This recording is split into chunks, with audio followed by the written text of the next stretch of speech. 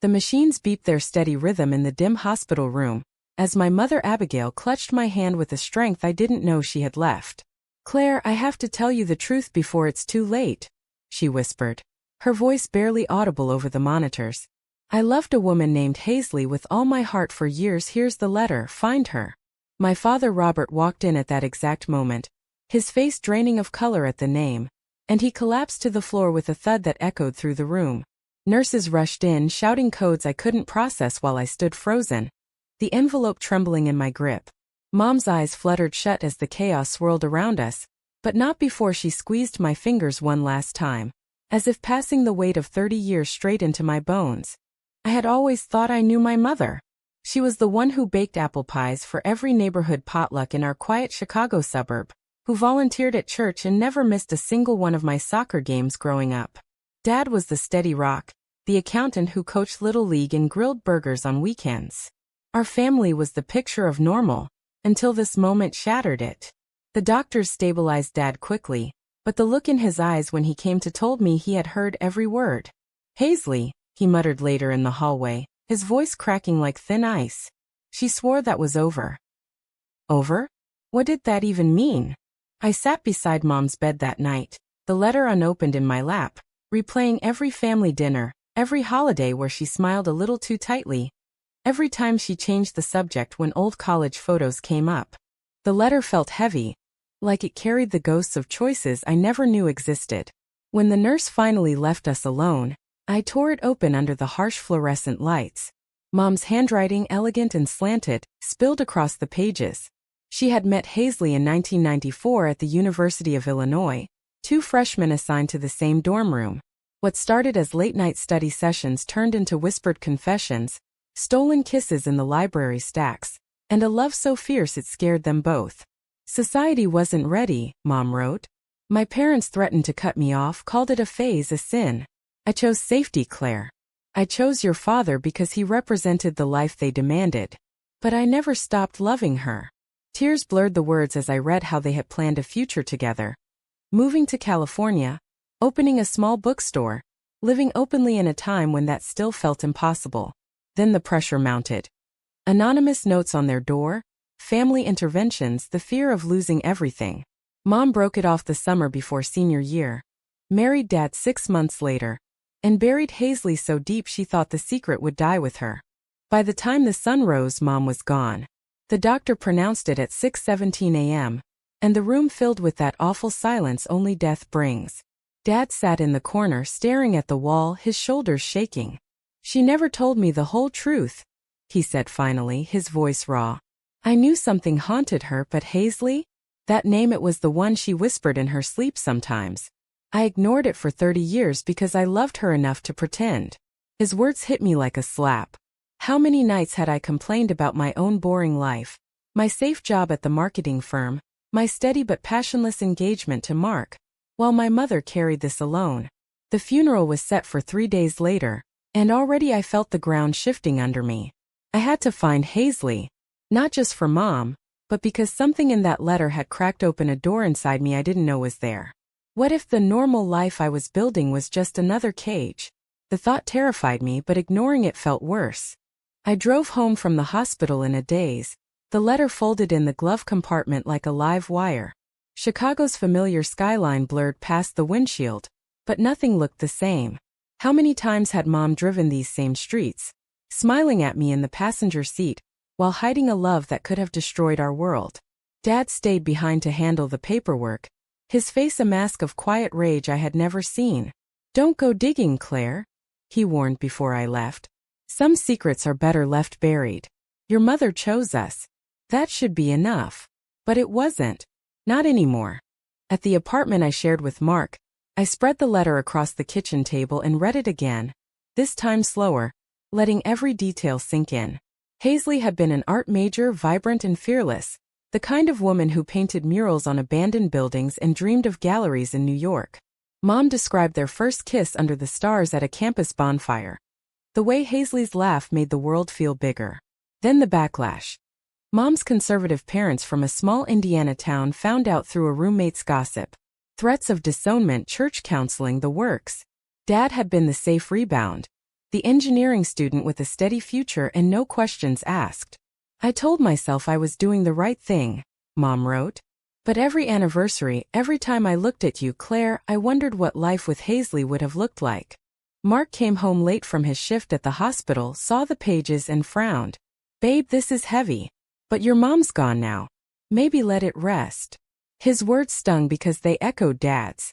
I snapped back harder than I meant to. She asked me to find her, Mark. On her deathbed. That's not something you just ignore. He sighed and went to bed, leaving me alone with the growing certainty that my own life was built on the same kind of compromise. The next morning I started searching. Social media, old alumni records, anything. Haisley Voss, now living in Seattle, running a small gallery. Her profile photo showed the same bright eyes Mom had described, though 30 years older. My finger hovered over the message button for an hour before I typed the words. My mother Abigail passed away. She left something for you. The funeral was a blur of casseroles and condolences from neighbors who had no idea the woman in the casket had lived a double life. Dad stood rigid beside the coffin, accepting hugs with mechanical nods. My younger brother Ethan pulled me aside afterward. Dad's barely speaking. What the hell happened in that room? I told him the basics and his face twisted. Mom? Gay. That's insane. We can't let this get out. Think about the family name, the business. The pressure hit immediately, the same pressure Mom had described in her letter. Society's eyes were still watching, even in 2024. That night Dad cornered me in the kitchen. If you contact that woman, you're choosing sides against your own blood. She left us for a fantasy. Don't make the same mistake. His words hung between us like a threat, and for the first time I saw the cost he had paid to 30 years of wondering if he was enough. I booked a flight to Seattle anyway. The decision felt like betrayal and freedom all at once. Seattle greeted me with gray skies and the sharp scent of salt water as I stepped off the plane. Mom's letter tucked in my carry-on like a passport to another life. The gallery was tucked in a trendy Capitol Hill neighborhood, its windows filled with bold abstracts that screamed the kind of freedom my mother had craved. Haisley Voss stood behind the counter, silver streaks in her dark hair. The same warm smile frozen in every photo Mom had secretly kept. When I introduced myself, her face went pale. Abigail's daughter, she breathed, and pulled me into an embrace that smelled of paint and old memories.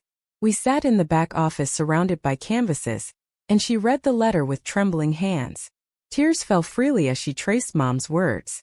I never stopped waiting, she said quietly. We wrote each other for years after she married your father. Secret emails, postcards from fake accounts. She was terrified of losing you kids if the truth came out. The stories poured out over coffee that stretched into hours. Haisley described the nights they spent planning escapes that never happened. The way Mom's laugh could light up the darkest dorm room. The fear that kept them apart. Your mother sacrificed everything because her family said love like ours was wrong. I built this life alone, but part of me always belonged to her. Hearing it from Haisley made Mom's choice feel real and devastating. I thought of my own engagement ring, the safe future with Mark that suddenly felt like a cage. Did she ever regret it? I asked. Haisley's eyes met mine. Every single day. But she loved you too much to risk your happiness. The words lodged in my chest. Back at the hotel that night I called Dad, and the conversation exploded. You're tearing this family apart for a ghost, he shouted. Ethan texted next, accusing me of selfish drama. The prejudice I had only read about in Mom's letter was alive in my own bloodline. On the flight home I stared at the clouds and felt something shift inside me. Mom's secret wasn't just hers anymore. It was a mirror. When I landed, Mark picked me up, but the distance between us had grown into a canyon. I need space, I told him that evening. He didn't argue, just nodded like he had seen it coming. The next morning at work my colleague Lena, quiet, sharp-witted, always the one who brought extra coffee during deadlines, noticed my red eyes. Rough trip, she asked. I told her everything, and for the first time I didn't feel judged. Her hand brushed mine across the conference table, and the spark was undeniable. The confrontation with Dad happened 3 days after I returned from Seattle. He showed up at my apartment unannounced, eyes bloodshot from sleepless nights. You met her, didn't you? He demanded the moment I opened the door. I didn't deny it. Instead, I handed him the second page of Mom's letter, the one addressed to him. She loved you, Dad. She chose you. But she never stopped loving Haisley either. That doesn't make her a liar. It makes her human. He read in silence, then crumpled the paper. I gave her 30 years of stability. She gave me lies. His voice broke, and for the first time I saw the depth of his pain, the nights he must have suspected, the pride that kept him quiet. He left without another word, but the damage was done. Ethan called later, furious. The neighbors are talking. Someone saw you at the airport. You're dragging Mom's name through the mud. The social pressure Mom had fled was now aimed at me. Whispers at the grocery store, sidelong glances at church. Lena became my lifeline. We started meeting for lunch, then walks along the lake, conversations that stretched late into the night. She listened without judgment when I admitted the confusion swirling inside me. Your mom's story doesn't have to be your ending, she said one evening as rain tapped the windows. When she kissed me under the streetlight outside my building, it felt like coming home after a lifetime of wandering. No fireworks, no drama. Just rightness that settled deep in my bones. I broke things off with Mark the next day. He took it better than expected, but the hurt in his eyes mirrored Dad's. I always wondered if something was missing, he said. The guilt was crushing, yet walking away felt like the first honest choice I had ever made. Haisley flew in for a quiet memorial we held at the lake Mom loved. Dad refused to attend, but Ethan showed up long enough to glare at both of us. This is what you wanted, he hissed at me. Mom would be ashamed. His words cut deep because part of me still wondered if he was right. That night Haisley and I sat on the dock, sharing stories until the stars came out. Your mother taught me that love is worth the risk, she said, even when it costs everything. Her words echoed as I drove home, the city lights blurring through fresh tears. The family I grew up with was fracturing, but something new was taking shape inside me. The fallout spread like wildfire through our small circle. Aunt Karen called from Indiana, her voice icy. Your mother kept this from us for a reason, Claire. Digging it up only hurts the living. I hung up, but the shame lingered. At work, rumors followed me into meetings. Someone had posted an old photo of Mom and Haisley from college on social media with a cruel caption. Dad stopped answering my calls. The isolation pressed down, forcing me to confront the same moral crossroads Mom had faced. Protect the family image or chase the truth that set me free. Lena stayed steady through it all, her quiet strength reminding me daily that love didn't have to be hidden. One weekend we drove to the Indiana farm where Mom grew up, standing on the porch where she had once been threatened with disownment. I'm not her, I whispered to the empty fields. I won't make the same choice. The breaking point came at Thanksgiving. Dad invited me only after Ethan pressured him, but the dinner table crackled with tension. Halfway through the meal Dad slammed his glass down. You're throwing away everything your mother sacrificed for a fling with that woman from Seattle and now her? He gestured at Lena, who sat beside me in quiet support. The room went dead silent. I stood up, voice shaking but clear. Mom sacrificed because she was afraid. I'm choosing not to be. If that means losing you, then that's the price I pay, just like she paid hers. Ethan stormed out. Dad stared at me with a mixture of anger and something that looked like reluctant respect. Later, alone in the kitchen, he admitted, I loved her enough to pretend. Maybe I should have loved her enough to let her go. The confession hung between us, raw and unfinished, but it was the first crack in the wall. That night Lena and I sat on my couch, her head on my shoulder, and I finally understood Mom's letter on a bone-deep level. The cost of hiding was loneliness, the cost of truth was pain, but the reward was authenticity. Haisley texted the next morning. Your mother would be proud. Live the life she couldn't. The words gave me courage to keep fighting for the pieces of my family that still remained. Months passed in a blur of healing and hard conversations. Dad and I met for coffee every other week, awkward at first, then slowly honest. He even agreed to meet Haisley when she visited again, the three of us sitting in the same hospital cafeteria where everything had started.